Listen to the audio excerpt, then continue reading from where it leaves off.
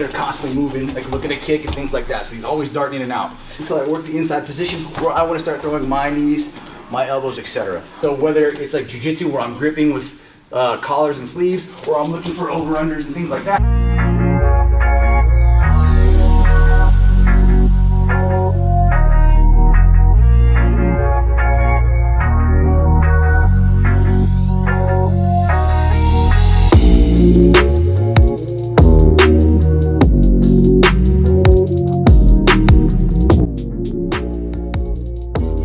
Hey, welcome back to the channel, guys. So we haven't talked about this much. I have had a few people ask questions about this, so we're going to kind of cover the topics a little bit. We're going to talk about the different types of stances, what they're used for, and the pros and cons of some of those things. So we'll start off with a long range stance. So if my partner, and Rob's a jiu-jitsu guy, so he's not as familiar with this, I'll let him stand however he wants to stand.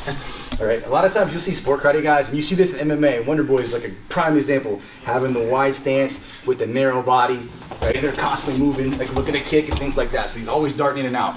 Now, advantages from this long range, all right, because I'm sideways, right, one, my body's bladed.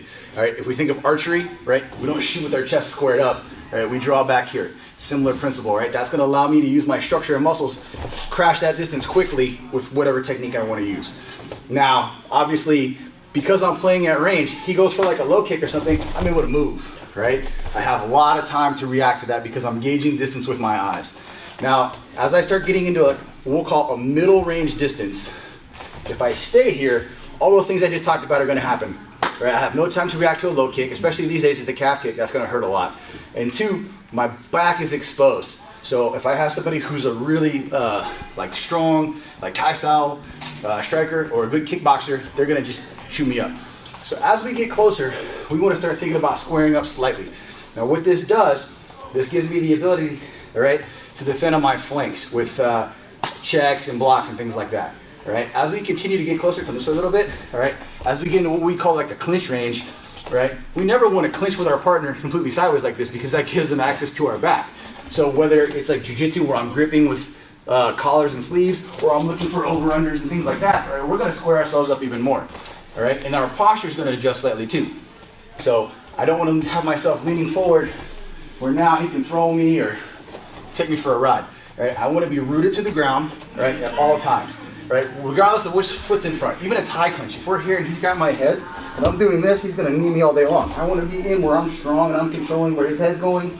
The other hand is stopping him from throwing elbows and things like that until I work the inside position where I want to start throwing my knees, my elbows, etc. And then obviously once we're on the ground, that changes the dynamic a little bit.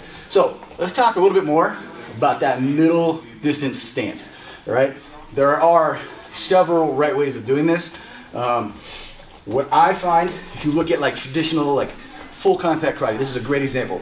Right, the elbows are low because they're not allowed to punch the face and they're trying to protect those ribs, right, and those legs.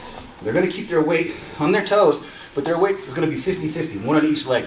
Right, because of this range here, if you're looking to dig those body shots, right, and then set up that big knockout kick or just wear them down. The Thai style stance is a little bit different because the low kick comes from a lot of crazy angles and with different setups because of the boxing, right? If I'm throwing up high, he's defending here, he's not paying attention to what's happening to his legs. When most of the striking is from the neck down, or I should say below the neck, right, it's a little bit more easy to predict that low kick coming, and then you really only have to worry about bringing the hands up for those high kicks, right? And there's different blocks and ways that we can use our elbows. We can get into that some other time, all right?